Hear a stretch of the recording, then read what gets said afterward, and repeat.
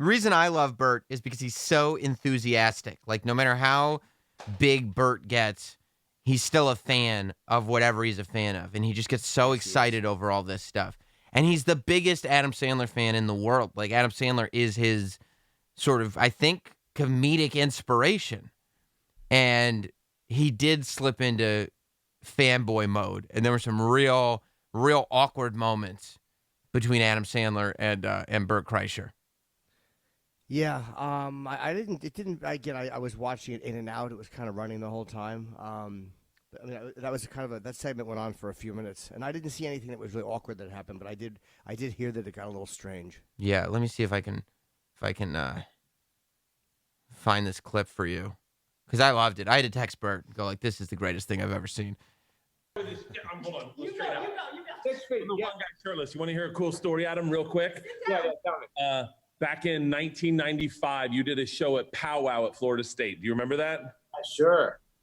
You hung out. Do you think he remembers that? No, I don't. Unless it was a college or something that's a powwow might be a massive college thing. So maybe he does. Once in a while, there's those weird gigs that just stand out. 95? Depends on what the gig was. If you only did it once, if it was only a one-time gig and there was something about it, you might remember. There's a few that stand out. And ended up smoking weed with a bunch of girls. One of the girls I was dating at the time, she came to my place. We were throwing a party, and she was like, "You need to leave this place right now." But I'm also like, I'm listening to this, and I'm going, I don't think, like, Adam Sandler is a family man now. Like, and this is like a couple of minutes into the segment. Like, I don't think that he wants this stranger to go like, "Hey, I got a great story. In 95, you were smoking weed with a bunch of college girls at this gig." And he's like, well, you don't know where it's going. Yeah, what are you doing, man? Why would you bring this up right now? Yeah. But he's excited. He's so excited to be talking to Adam Sandler and getting to shit. Because Bert also, he doesn't have that thing. Like, he doesn't have that thing of I wouldn't want that story to be told because I'm a family man with kids. Right. He is a family man with kids, but he doesn't avoid that stuff the way a lot of people do. Back in 1995, you did a show at Powwow at Florida State. Do you remember that? Sure. You hung out and ended up smoking weed with a bunch of girls. One of the girls I was dating at the time, she came to my place. We were throwing a party, and she was like, "You need to leave this place right now and come with us." And I was like, "No, not going to happen." And she was like, "Shut up and leave right now." The next morning, she called me. She goes, "You dickhead, you could have partied with Adam Sandler." Bro, I have regretted that every fucking day of my life. Tonight's our night, buddy. Tonight's our night. Come on. He was hoping for a little more than that. Yeah.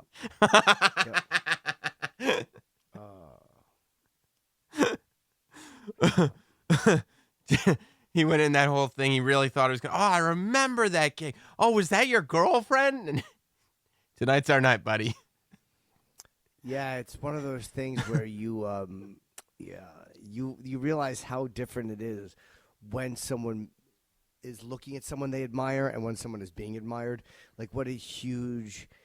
There's some story about Sinatra. Somebody was filming Sinatra, and he's walking around, and they were talking about the people meeting him. Like, Sinatra had a bad cold, and he was furious about his cold, and he felt like shit, and all he could think about was his cold, and how people were meeting him, and they were out of their minds.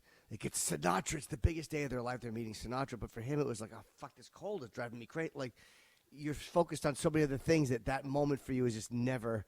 And that's probably the best Sandler could do. That's right. The best he could do at that moment was, "Tonight's our night, buddy." Yeah, because here's what it was. Adam's relieved that story didn't end with, "And dude, you fucked two of them," and then one of them, like, he's just happy that story ended with, "You could have partied with Adam Sandler." Yeah, and he doesn't want the story to continue in case there's any other details. Like, he wants the story to be over. And also, it's not that good of a story.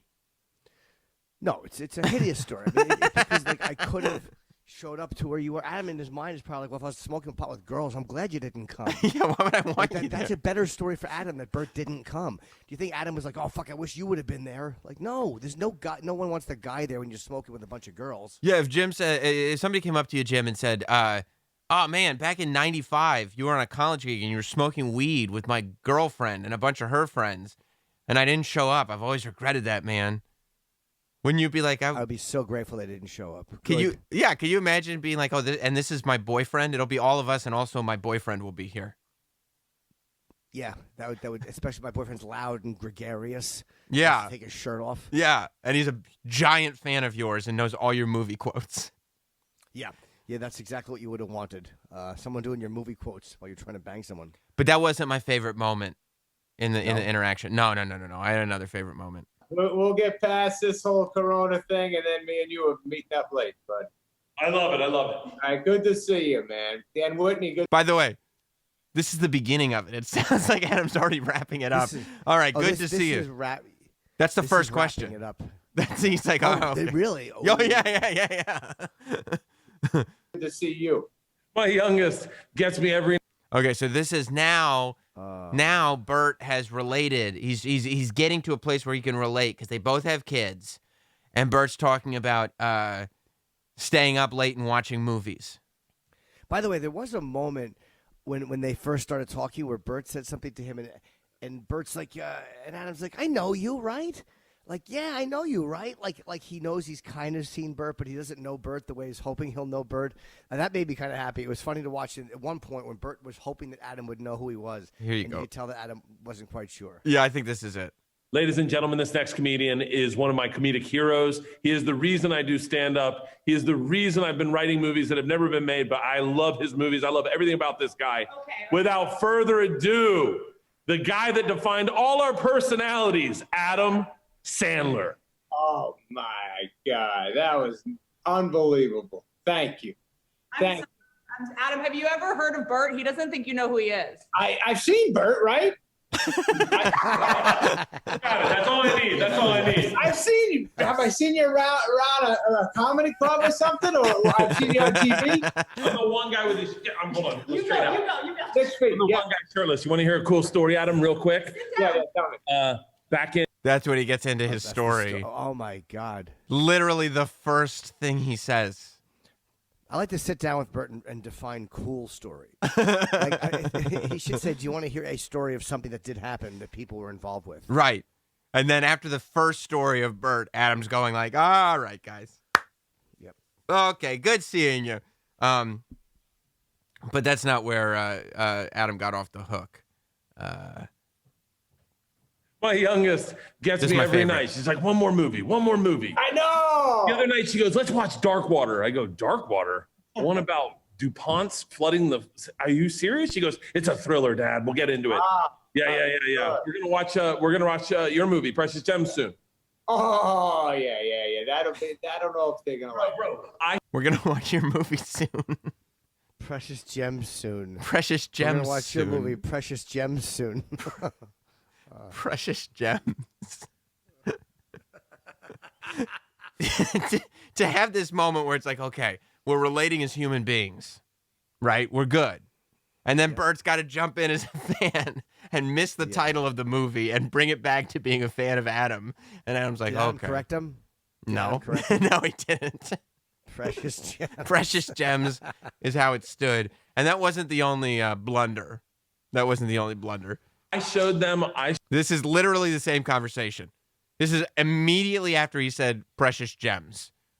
Do you know? I mean, I know that like it's not really your era. Do you know like probably the two most famous Adam Sandler movies?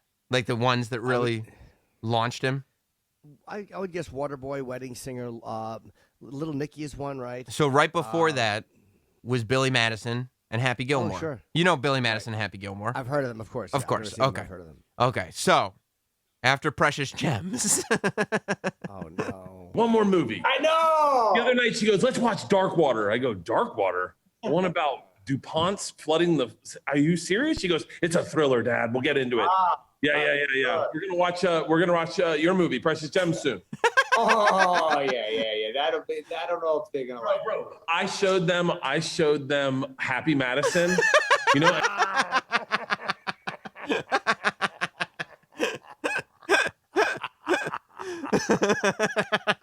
Oh, Bert. He blew it. He blew it. He was so excited. So they have this setup where Whitney and he have like a 6-foot tape measure between the two of them. So only one can approach the computer screen at a time. And Bert runs back to the computer screen to go, oh, The other day, they love Happy Madison. Dude, that's literally like me interviewing Ozzy saying I love Blizzard of a Madman. That's how embarrassing that is. You should know those. I know Happy Gilmore and Billy Madison, but Yeah. I've never seen them. Happy Madison. Oh. It's Did like Adam correct him? Ozzy. No, he didn't. No, he didn't.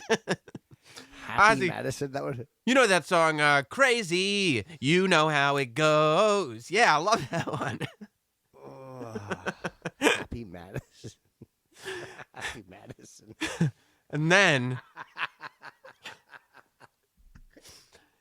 Bert decides to follow up Precious Gems and Happy Madison with, I think he insults another comic actor in an effort to kind of be closer with Adam, but it's unnecessary. Like there's no reason to bring somebody down just so you can put Adam Sandler on this pedestal, but he does. You would meet that place, bud. I love it. All right, good to see you, man. Dan Whitney, good to see you. Yeah. We're gonna watch your movie, Precious Gems, soon. Oh, yeah. I don't know if they're gonna like it. Bro, I showed them Happy Madison, and like not every movie translates. They watched Ace Ventura, and both my girls go, "Are we laughing because he's special needs?" I go, "No, that's not the joke, guys." We watched Happy Gilmore. Happy Gilmore fucking destroyed in my house. Yeah, good. Thanks, man. I know fucking Ace destroyed in my house, to be honest. My kids love Carrie more than they love anybody. And then So there's two things that happen there. While Bert was saying that Jim Carrey portrayed a man with special needs in Ace Ventura, which Adam Sandler doesn't want to go on the record saying Bashing. They're my friends. Of course they are. Why would he?